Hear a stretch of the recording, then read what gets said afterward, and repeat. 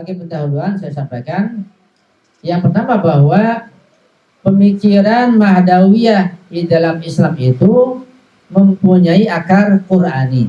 Artinya bahwa adanya masalah Mahdawiyah Imam Mahdi itu ada dalil Qur'annya dan sangat banyak ayatnya. Sayang kalau kita sebagai yang berwilayah tidak mengkajinya. Kalau kita nggak mengkaji, kita nggak beda dengan orang nggak berwilayah. Mereka nggak paham dalil Qur'an, kita nggak paham juga. Ini penting kajian kita ini agar kita paham tentang Imam Mahdi dalam Al-Quran. Ada hubungannya yang erat antara Imam Mahdi dengan ayat Al-Quran. Yang kedua, dengan mentadabbur beberapa ayat Al-Quran yang berkaitan dengan Imam Mahdi dengan Mahdawiyah, dapat kita simpulkan bahwa pemikiran ini sangat memberikan harapan kepada seluruh umat manusia bahwa kemenangan akhir nanti akan menjadi milik kebenaran dan banyak akan terberangus. Ya. Quran kita baca, kita pelajari, kita renungkan, kita pahami, kita simpulkan bahwa kemenangan yang akhir nanti itu wala akibatu lil muttaqin. Akibat berkhair, kemenangan, kesejahteraan, kejayaan untuk orang-orang yang soleh, orang-orang yang taat. Ya. Di dunia ini, apalagi di akhirat sudah jelas, dunia akan menang nanti pada masa Imam Zaman insyaallah. Ya. Kemarin di khutbah Jumat saya katakan bahwa untuk meraih kemenangan itu perlu berjuang sangat keras. Iran bisa merdeka melalui penjajahan berapa tahun? Setelah 8 tahun. Iran bukan melawan satu negara, melawan dunia. Dunia dilawan. Hanya satu negara yang itu pun membantu ala katanya Syria di waktu itu. Selainnya ya memusuhi Iran, semua negara, tapi bisa menang luar biasa. Ya. Karena saya baca ketika Saddam masuk ke Khurramshan, Saddam beliau di Khurramshan, dia dengan bangganya, dengan sombongnya, kata dia, nanti macam kita akan sambut di Teheran, karena yakin akan besok masuk ke Teheran, akan dikuasai Iran itu. Ternyata gagal 8 tahun nggak berhasil, bahkan dipukul mundur. Ya, itu orang sombong seperti itu. Ya, para profesor Rusia merasa heran karena mereka meyakini Iran akan hancur, gugur, direbut oleh Saddam. Nyatanya nggak mampu. Nah, itu 8 tahun. Palestina berapa tahun? Insya Allah nggak sampai 2 tahun sudah merdeka insya Allah. Karena Ansarullah sudah semakin kuat. Kita doakan nggak sampai 2 tahun akan merdeka Palestina. Kenapa masih merdeka? Sudah jelas. Usul Imam Jamal semakin dekat dan Syiah Imamiyah semakin nampak. Insya Allah. Amin ya rabbal alamin. Yang ketiga, Al-Quran secara umum membahas tentang kemunculan dan kebangkitan Imam Mahdi ajalallahu farajul syarif serta pemerintahan dunia yang adil dan kemenangan bagi orang-orang yang saleh. Jadi Quran sudah mengisyaratkan, bahkan sudah menjelaskan. Nah, kitanya belum paham, kita perlu paham. Ya. Dan para ulama tentang Al-Quran pemahamannya berbeda-beda. Ada yang sangat jelas, sangat gamblang sampai pada keyakinan. Itu kalau para ulama. Kalau kita masih belum belajar, kita belum yakin. Kita belajar dulu, kita pahami, kita tadabbur, kita renungkan sampai pada keyakinan. Islam pasti akan jaya. Islam yang mana? Ya sudah jelas, Islam yang mana lagi? Sangat jelas sekarang ini. Kalau itu masih teman-teman sekarang sudah jelas. Bagi yang paham juga, bagi yang paham ya tetap saja masih belum jelas. Yang keempat, para mufassir Syiah dan sebagian mufassir Ahlus Sunnah menganggap bahwa ayat-ayat seperti ini dengan bersandar pada riwayat Ahlus Sunnah dan pendapat-pendapat para ilmuwan Islam berkaitan dengan Imam Mahdi. Jadi bukan saja mufassir Syiah, seluruhnya sepakat ada di Al-Quran tentang mungkin Imam Mahdi. Bahkan jika mufassir Ahlus Sunnah, sebagian mereka sepakat tentang mungkin Imam Zaman ada dalam Al-Quran Al-Karim. Ya. Tentang ayat pertama di surat Al-Anbiya ayat 105 tentang Imam Zaman. Allah berfirman, a'udzubillahi minasyaitonir rajim. Walaqad katabna fi zaburi min ba'di dzikri annal arda yarithuha ibadiyas shalihun. Walaqad katabna, dan telah kami tetapkan, telah kami tulis. Jadi sudah ditetapkan. Sudah Allah tetapkan, sudah Allah berikan kepastian. Jadi nggak mungkin berubah kalau udah pasti. Jadi ini namanya qadha yang hatmi, yang pasti terjadi. Fi zaburi, dalam kitab Zabur Nabi Daud sudah tertulis dannya. Mim ba'di dzikri, setelah kitab zikir Taurat. Apa yang tertulis, apa yang Allah pastikan?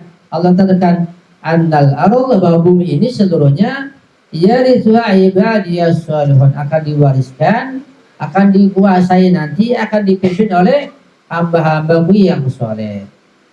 Bukan soleh sekitar namanya doang, soleh dan pekerjaan yang sesungguhnya. Itu para imam ma'sum, puncak kesalehan. Karena tidak ada orang yang soleh sepenuhnya yang sempurna selain imam ma'sum. Jadi singkatnya bahwa bumi ini akan dipimpin oleh hamba-hamba Allah yang soleh.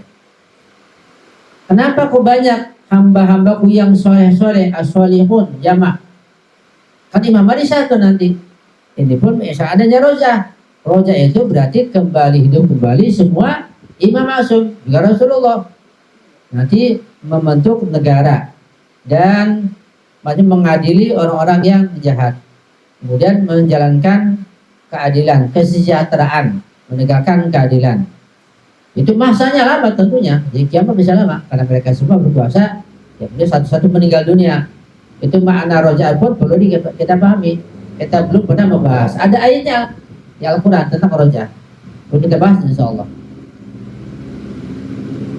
Di tafsir Al-Mizan dikatakan al-zahir annal murada bizabur kitab Daud alaihissalam. Kan dikatakan di sini, walaqad katabna fi zabur, telah kami tetapkan di dalam zabur, kata beliau alamah subhanahu bahwa maksud az-zabur ini kitab Nabi Daud alaihissalam.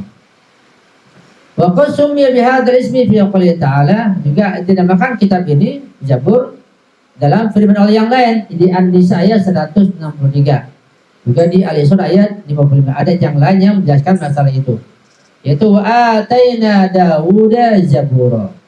Allah telah menurunkan, memberikan kitab Zabur pada Nabi Dawud. Ya. Itu penafsiran yang kuat, yang benar. Wakilah ada pendapat yang lain. Jadi dalam tafsir banyak ikhtilaf. Ikhtilaf terjadi di berbagai pengetahuan. Di dalam tafsir banyak ikhtilaf. Ada sampai 20 pendapat, 3 pendapat dalam tafsir satu ayat itu atau satu kalimat. Dalam fikih apalagi, dalam akidah, dalam filsafat, dalam akhlak, dalam semua. Saya mau tahu ada ikhtilaf. Ya. Apa sebabnya? Sebabnya ke penjahat yang pertama itu, sehingga dia seperti ini. Ini ada pendapat di tafsir tentang makna az-zabur, al-muradu bi al-Quran. Jadi kata penafsir berikut ini, walaqad katabna fi zabur, yakni walaqad katabna fil Quran, lah kami takut dalam Al-Quran, gitu maksudnya. Kata mufassir yang lain. Wakil ada pada yang lain, mutlaqul kutub al-munazzalah, pokoknya semua kitab. Jadi ungkapannya az-zabur maksudnya adalah semua kitab samawi yang diturunkan pada para nabi, atau pada para nabi dan pada Nabi Musa juga, setelah Nabi Musa. Kata beliau, kata alama, wala dalila ala syai'in min dalik. Mereka nggak punya dalil tentang pengakuan mereka seperti itu. Jadi nggak benar kalau Zabur dikatakan Al-Quran atau semua kitab suci samawi, itu tidak benar. Yang benar adalah Zabur kitab Nabi Dawud. Wal muradu bil dzikri, juga ada ungkapan az-dzikri. Walaqad katabna fi Zabur mim ba'di dzikri. Telah kami tetapkan dalam kitab Zabur setelah az-zikir. Apa makna az-zikir? Al-Quran kan sulit, nggak mudah memahaminya. Jadi perlu kita membaca kitab tafsir. Kata beliau, wal muradu bil dzikri kila. Yang dimaksud az-zikir di sini ada mengatakan wa at-Taurat, kitab Taurat. Wa qasammaha Allah bihi fi mawdhi'aini min hadhihi surah. Dan Allah telah menamakan di dua tempat, ya. Dalam masa ini dalam dua tempat dari surat ini, yaitu firman Allah, fas'alu ahlal dzikri, ada az-zikrnya, in kuntum la ta'lamun. Juga ungkapan wa dzikran lil muttaqin. Jadi ada dua kata zikir dalam satu surat, ya, yang maknanya tentu berbeda. Wa qila huwal Quran, ada yang bilang maknanya Al-Quran. Wa qad sammahu Allah dzikran fi mawadhi' min kalamihi ta'ala wa qad nazburi ba'da dzikri ala hadzal qaul ba'diyatun radiyatun la zamaniyah. Kata beliau bahwa ini pun tidak mungkin dinamakan seperti ini. Ya, masih jauh dengan penafsiran yang benar. Wakil ada penafsiran yang lain, wal lauhul mahfuz. Jadi ada kita kata lauhul mahfuz ini sangat jauh penafsirannya. Wa huwa kama tara. Di ungkapan di tafsir kalau di di kitab itu wa huwa kama tara, bahwa dan dia itu kama tara seperti kau lihat, itu pun juga lemah. Lihat itu sangat lemah sekali. Seperti itu. Itu ungkapan laqad katabna fi zabur min ba'di dzikri. Kemudian berikutnya annal arda yarisuha ibadiyas salihun. Al-wirasa wal irth ma dzakarahu ar-ragib intiqalu niyatin ilaika min ghairi muamalatin. Dipindahnya harta kepada yang lain namanya warisan. Wal muradu min wirasatil ardi intiqalu tasalluti ala manafi'iha ilaihim wa istiqrari barakatil hayati biha fihim. Ini kan ungkapannya seperti ini. Annal arda yarithuha ibadiyas salihun. Bumi itu nanti akan diwariskan oleh hamba-hamba Allah yang soleh. Ungkapannya diwariskan. Apa maksudnya kata beliau? Maksudnya adalah pindahnya kekuasaan dan manfaatnya kepada orang yang soleh, sehingga keberkahan dalam hidup mereka semuanya seperti itu. Jadi kekuasaan yang ada ini semuanya kekuasaan yang ya di Saudi, di Amerika, di Israel, di mana-mana nanti akan pindah kemana? Pada hamba-hamba yang soleh, pada imam zaman dan pada imam yang lainnya. Itu makna annal arda yarisa ibadiyas salihun. Semua kekuasaan, semua pemerintahan, semua penguasa akan sirna, akan musnah, akan hancur. Sehingga pindah pada imam zaman, penguasa tunggal nanti, imam yang tunggal. Sehingga pada masa beliau nanti, ya, masa kejayaan seluruh dunia nggak terbayangkan. Jadi saya katakan bahwa kalau suatu masyarakat kita, satu kampung aja jaya, kayak apa? Satu kampung. Kalau suatu negara jaya misalnya, nggak ada kemiskinan, nggak ada sakit, semuanya sehat, sekolah gratis, rumah sakit gratis, semua punya rumah, punya mobil, punya gedung, makan enak, pertanian subur, air jernih, listrik nyala, semuanya kayak apa? Surga dunia. Ini bukan satu negara, ini seluruh dunia, nggak terbayangkan. Itu mana? Ingat ya, itu mana annal arda, bumi ini semuanya dari Sabang Merauke, bukan dari barat ke timur, selatan utara, seluruh dunia. Ya risuha ibadiyas solihun, akan dipimpin oleh orang-orang yang soleh. Bukan imam zaman saja, ada masalah roja'ah di sini. Jadi para imam masuk nanti masing-masing berpuasa lagi. Bagaimana? Itu ada bahasa di roja'ah panjang. Kita buka di roja'ah, panjang lebar di roja'ah. Itu sangat penting sekali. Itu makna annal arda ya risuha ibadiyas solihun. Jadi keyakinan kita, kalau nggak yakin, ya bukan lagi namanya berwilayah. Harus paham dulu, timbul keyakinan. Kalau kita yakin, kita punya rasa optimis, kita bahagia, kita senang, kita gembira. Bahkan kita punya harapan nanti kita pun Allah bangkitkan juga. Apakah mustahil? Enggak mustahil, sangat mungkin, bahkan bisa yakin. Ada orang-orang yang sampai pada tingkatan yakin bahwa dia akan dibangkitkan bersama imam zaman. Kenapa? Ya karena dia berusaha untuk tidak berbuat dosa, berwilayah sesungguhnya. Baca doa al-ahad, janji pada imam zaman setiap pagi. Sampai pada keyakinan. Itulah para ulama, mereka yakin akan dibangkitkan dari kuburannya, hidup lagi bersama imam zaman. Itu dari bahas masalah roja'ah itu berapa lama atau berabad-abad juga atau sekilas? Saya anggapnya cuma ya sekilas saja gitu, nggak lama gitu. Itu ternyata panjang atau gimana? Panjang, bisa berabad-abad. Iya, bisa ribuan tahun ya. Jadi masa-masa imam itu akan kembali Iya. Berjaya gitu. Berjaya betul. Maka imam kan dulu. Iya. Iya. Ini akan lama gitu. Betul ya. Jadi kiamat masih lama, nggak usah khawatir ya. Masih lama. Walaupun demikian, yang sudah waktunya menikah cepat-cepat menikah, jangan tunggu dekat kiamat menikah. Nggak ada sekarang. Belajar yang rajin, kerja yang rajin, cepat menikah, insya Allah kita doakan. Ya silakan yang punya pertanyaan atau yang punya tambahan juga silakan. Bang Arif, mic-nya dikasih ke ibu belakang. Assalamualaikum Ustaz. Ya sebentar dulu, ada yang offline ini mau tanya. Habis ini antum ya, silakan. Ya, baik, terima kasih Ustaz. Assalamualaikum warahmatullahi wabarakatuh. Waalaikumsalam warahmatullahi wabarakatuh. Tadi saya menyimak dari penjelasan Ustaz, disampaikan berkali-kali bahwa dunia akan dipimpin oleh hamba-hamba Allah yang solihun, bahwa para imam maksum ini akan dibangkitkan. Dengan penjelasan Ustaz tadi bahwa kiamat itu akan lama gitu karena para imam maksum ini akan dibangkitkan. Jadi pertanyaan saya adalah apakah para imam ini dibangkitkan secara bersamaan, artinya jadi kan dikatakan dari barat, selatan, utara, bukan selalu penjuru mata angin dunia ini akan mengalami kedamaian, kemaslahatan gitu ya. Apakah mereka memimpin seluruh bagian negara kah atau wilayah kah yang ada di dunia, ataukah hanya terpusat di bagian di daerah Timur Tengah atau daerah yang memang dulu Islam muncul di situ? Dan bagaimana dengan daerah-daerah lain seperti negara-negara yang lain? Demikian Ustaz, terima kasih. Assalamualaikum warahmatullahi wabarakatuh. Waalaikumsalam warahmatullahi wabarakatuh. Ya, secara global roja itu yang saya baca ada dua gelombang. Ada roja'ah sebelum zuhur imam zaman, ada roja'ah. Jadi ada orang-orang Allah hidupkan kembali sebelum zuhur imam zaman.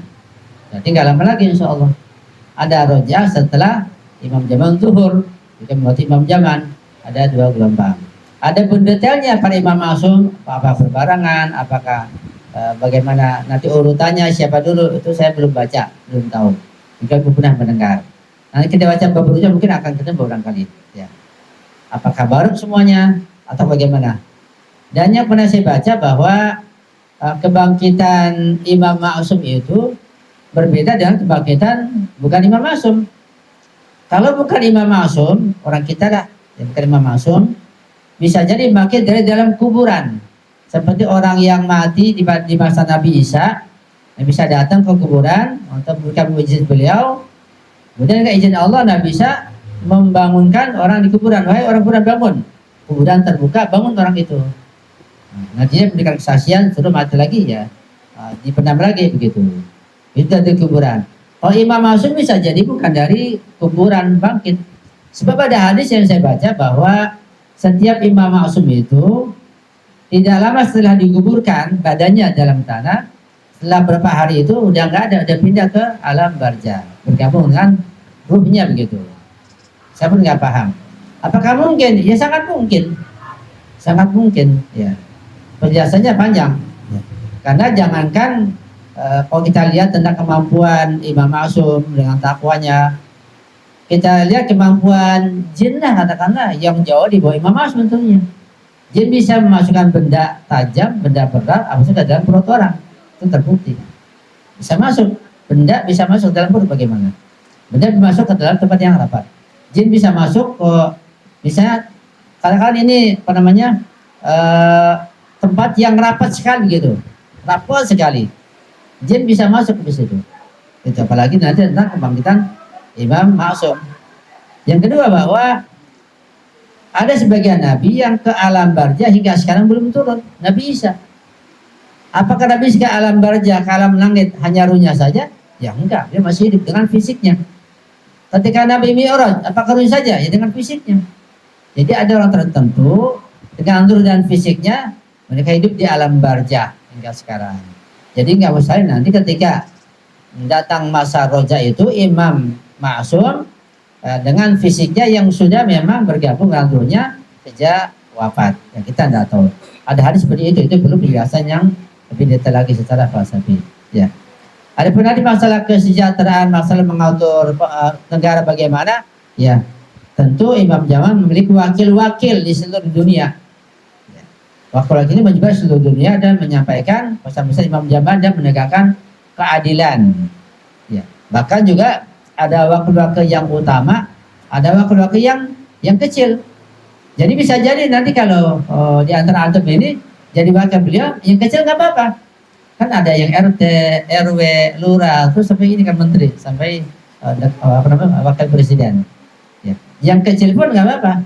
Sebelum menjadi wakil beliau di masa nanti, ya sekarang kita harus rajin. Piketnya yang rajin, ngaji yang rajin, yang ikhlas begitu. Harus semangat buat imam zaman. Bukan imam jam perlu pada bangunan kita, enggak, buat kita juga sebenarnya, insya Allah. Itu mungkin Bu yang bisa saya sampaikan ya. Ya, ada tadi soal dari Evan di offline, silakan. Buya izin bertanya. Ya. Untuk Nabi Isa kan berikan ya dalam Kristen ya. Terus kalau di kita di Syiah kan meyakini bahwa Imam Mahdi itu nanti akan memberikan keadilan di dunia ya. Dan boleh tanya nggak, ini nanti tugasnya sama atau berbeda ya? Dalam artian gini loh, lebih hebat mana ya daripada antara Imam Mahdi dengan Mesias ya mungkin ya sebutannya kalau di Kristen itu. Iya. Itu Abu ya, mohon maaf tolong dijawab. Terima kasih. Iya. Assalamualaikum. Waalaikumsalam warahmatullahi wabarakatuh. Jadi pertanyaannya nanti akan turun Nabi Isa dari langit. Dan nanti Imam Mahdi akan zuhur juga. Nah, pertanyaan nanti lebih berkuasa mana Nabi Isa ataukah Imam Mahdi? Yang jelas ketika Imam zaman zuhur di Ka'bah, Nabi Isa turun, Nabi Isa sholat menjadi makmum di belakang Imam Mahdi, Imam zaman. Berarti Nabi Isa itu sebagai pengikut Imam zaman atau sebagai ajudannya, suruhannya begitu. Jadi bawahannya. Yang jelas di masa nanti yang berkuasa secara mutlak dari Allah adalah Imam zaman, Imam Mahdi. Jadi Khalifatullah satu-satunya di muka bumi nanti adalah Imam Mahdi. Sehingga para mujtahid, para marja libur sudah. Jadi nggak ada fatwa lagi. Marja nggak mungkin berfatwa lagi, berhenti pada Imam zaman. Jadi semua marja yang ada itu di masa nanti sebagai wakil-wakil Imam zaman sepenuhnya.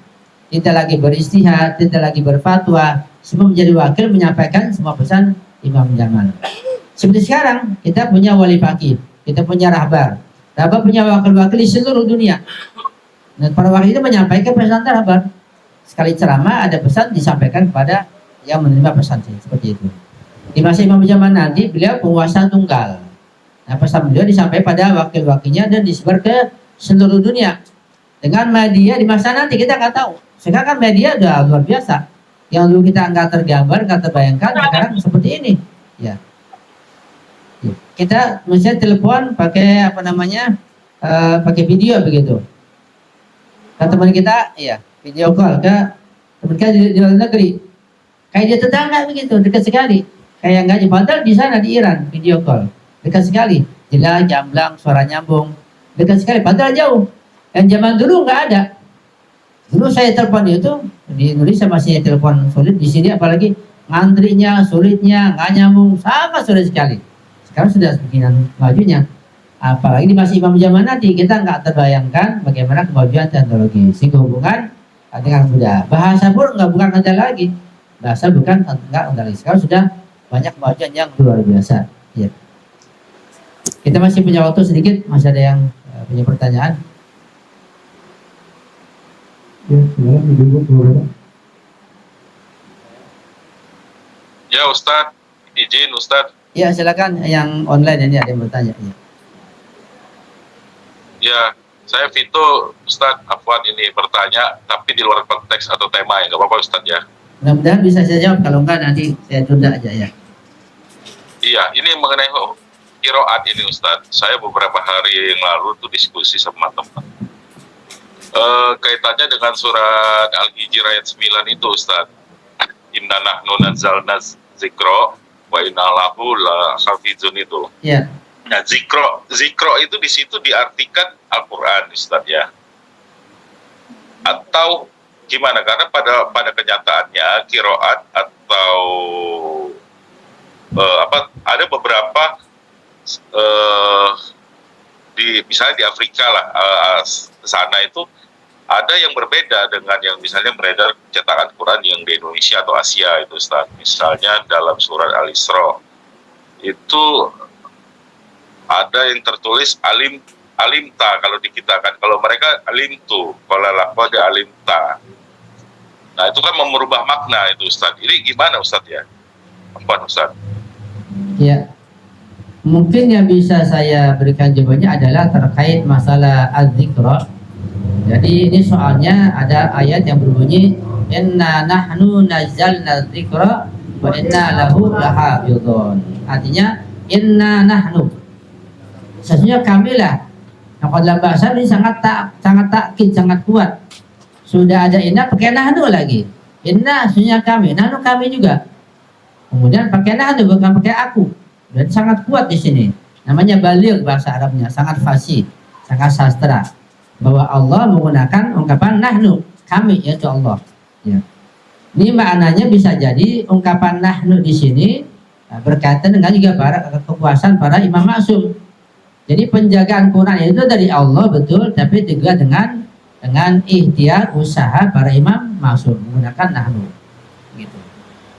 Kalau hanya Allah saja menjaga, ya, tentu tidak sulit diterima akal. Ketika imam maksum yang maksum menjaga Al-Quran dengan penafsirannya, maka lebih kuat, bisa dipahami. Ala-kula inna nahnu, sunyi kamilah yang menurunkan Al-Quran. Wa inna lahu lahafizan, dan kami juga yang menjaganya. Kalau kita baca kitab tafsir juga ada riwayat yang berkaitan dengannya bahwa kitab-kitab sebelumnya tidak ada ungkapan Allah yang menjaganya. Kitab Taurat, kitab Jabur, kitab Injil itu tidak ada penegasan Allah yang menurunkan kemudian menjaganya. Tapi Al-Quran ada penegasan seperti ini. Jadi Al-Dzikra itu kata ulama mufassirin adalah Al-Quran. Inna nahnu nazzalna dzikra, inna nahnu nazzalna Al-Quran. Kami yang menurut Al-Quran. Wa inna lahu lahafizun. Juga kami yang menjaganya kata Allah dari perubahan, ya. Dari apa namanya tangan-tangan jahil yang berubah Al-Quran. Jadi Al-Dzikra yang saya baca adalah Al-Quran. Kemudian di makna irfannya, makna dalamnya, ya tentu punya makna yang lain. Karena Quran ada makna lahiriah, ada makna batiniah. Makna batiniahnya ada memiliki 70 batin lagi. Itu bagaimana? Kita makna lahir saja belum paham. Gimana makna batinnya? Gimana batinnya lagi? Sangat sulit. Mengapa pakai Al-Dzikra? Itu ada rahasia di situ. Jangankan kata, huruf saja, huruf jar, min, ila, an, ala, fi itu ada rahasia tersendiri, ada makna tersendiri. Jika kita sambungannya hurufnya berbeda akan berubah maknanya seperti itu. Itulah dalamnya Al-Quran. Juga hadis sangat dalam seperti itu. Jadi saya pahami Al-Dzikra adalah Al-Quran. Dalilnya adalah bahwa kitab-kitab yang lain tidak ada ungkapan Allah yang menurunkan kemudian menjaganya. Di Al-Quran dari riwayat dipahami Allah yang menurunkan Al-Quran, juga Allah yang menjaganya sampai sekarang, sampai hari kiamat nanti insyaallah. Ya. Kemudian tentang tadi yang kedua saya belum jelas, ya, tentang lapar itu nanti kita sambung lagi insyaallah. Ya. Udah. Ya. Ya, silakan. Tadi disampaikan bahwa ayat Al-Quran sangat jelas menjelaskan untuk badan Imam Mahdi Abdul Ghani. Nah, tadi disampaikan soalnya adalah soal ya ayat 4. Ada yang lain kira-kira ada berapa ayat tadi surat di Al-Quran? Iya, yang tadi saya itu ada 6 surat, ada 6 ayat di Al-Quran. Nanti akan saya bagikan insya Allah ayat-ayatnya, terjemahannya, dan tafsirannya kita ambil dari tafsir Mizan dan tafsir Amsal. Tadi baru sedikit dari tafsir Mizan, masih banyak lagi. Masih banyak lagi belum kita jelaskan. Nah, cuma akan saya permudah aja, saya tidak akan mengambil dari Mizan semuanya karena sulit, nanti sudah dipahami. Nah, karena ada kajian filsafat nanti Bu yang mudah saja saya permudah, dalam saja mudah agar kita bisa mencernanya, ya. Dan kalau masih bayi ya, masih kecil, jangan makan yang keras-keras dulu, makan yang empuk dulu, susu dulu, makanya ongol-ongol gitu, jangan yang keras-keras. Kita masih kecil, jangan yang berat-berat dulu. Nanti yang filsafat itu belakangan, insyaallah. Bertahap insyaallah. Yang penting kita tetap rajin, semangat, terus kembali. Kalau kita mau diambil sebagai input imam zaman insyaallah.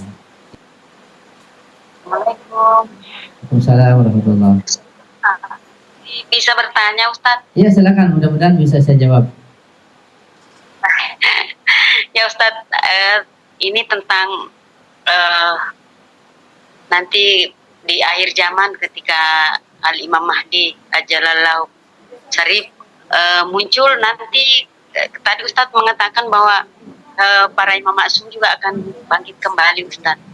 Nah, apakah nanti para imam maksum bersama Imam Mahdi itu berkumpul dengan orang-orang mukmin ya Ustadz kembali? Dan apakah setelah itu Ustadz mereka dimatikan kembali Ustadz? Atau gimana? Terus pernah saya dengar bahwa di akhir jam ketika Imam Mahdi datang itu pintu taubat juga sudah ditutup ya Ustadz. Jadi betul-betul orang-orang mukmin ini merasakan atau ibaratnya kita sudah berjaya gitu loh Ustadz. Artinya Islam betul-betul makmur, alam semesta juga semua tumbuh seperti Ustadz tadi sampaikan bahwa binatang buas pun akan berdamai, tidak lagi saling mau bermusuhan, apalagi manusia gitu loh Ustadz. Jadi saya membayangkan Ustadz, maaf ya Ustadz, apakah di zaman itu seperti gladi bersih untuk hari kebangkitan Ustadz bagi orang-orang mukmin?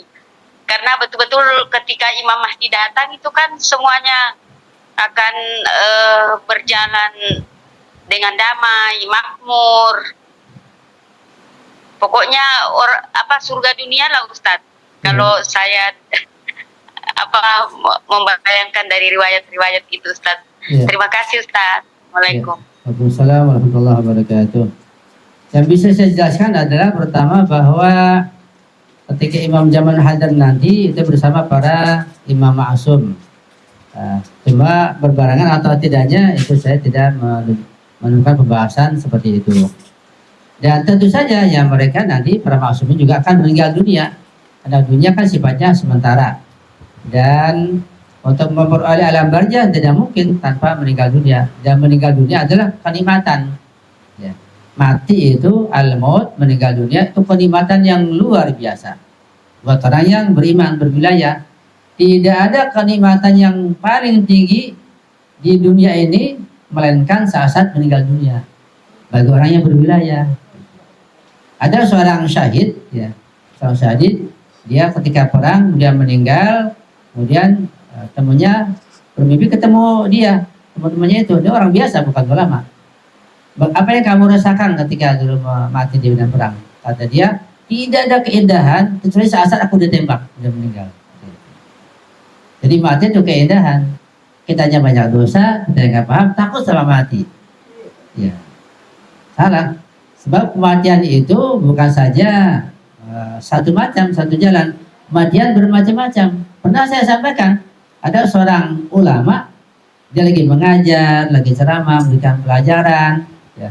Tiba-tiba dia ini mati langsung. Ya. Ada yang mimpi ditanya, kenapa antum lagi mengajar kok mati? Iya, ketika Anda mengajar, tiba-tiba Anda melihat Imam Husain memanggil Anda. Ya.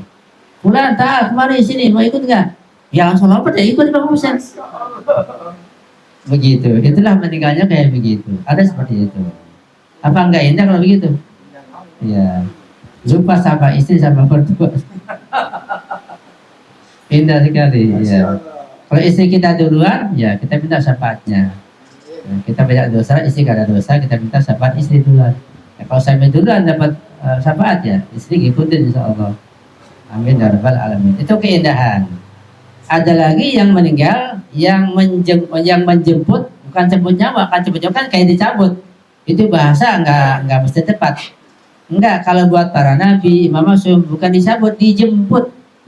Kayak itu dijemput oleh presiden misalnya, dibukakan pintu di ini.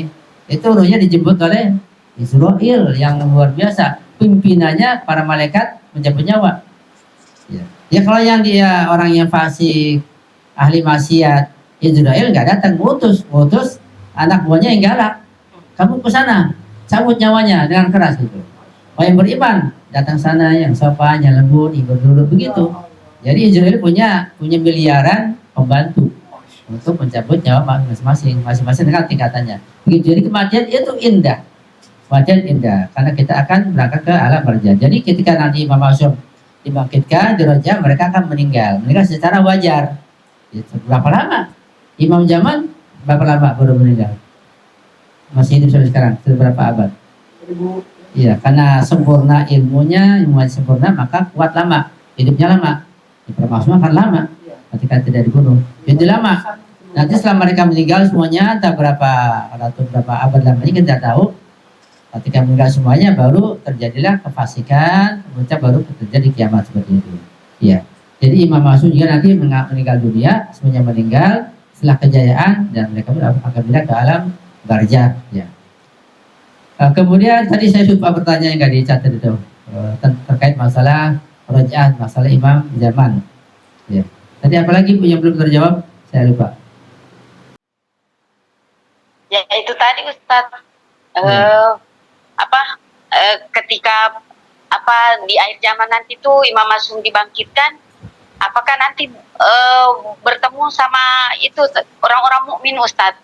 Iya pasti. Jadi dikumpulkan Semua sama orang-orang orang mukmin. mukmin. Kalau seperti ibu misalnya hatinya bersih, baca doa setiap hari, tingkatan ilmu, iman, takwa terus, nanti meninggal dibangkitkan bersama imam zaman akan ketemu dengan para imam. Oh, Rasulullah itu kan luar biasa. Iya. Jangan nanti sekarang aja ada orang-orang yang ketemu dalam mimpi. Bahkan ada orang yang ketemu imam zaman sekarang ini, cuma dia diem-diem aja, kita nggak tahu. Begitu. Jadi itu bukan suatu hal yang mustahil. Tergantung kebersihan hati kita dan ketakwaan kita kepada Allah, dan pasti berjumpa. Ya. Pasti berjumpa. Paling tidak buat orang berwilayah itu paling tidak saat sakratul maut akan didatangi oleh Rasulullah, oleh para imam maksum, dijemput begitu untuk diajak ke alam barzah. Itu orang yang berwilayah dan wilayahnya sungguh-sungguh, artinya wilayahnya benar, jujur dengan pengetahuan. Pasti ketika sekarat kalau dia akan datang Rasulullah, Sayyidah Zahra dan para maksumin. Ada yang seperti itu. Itu nggak usah khawatir, dan kita yakini jika kita terpicu untuk membersihkan hati kita dan selalu menjaga iman takwa kepada Allah Subhanahu Wa Taala.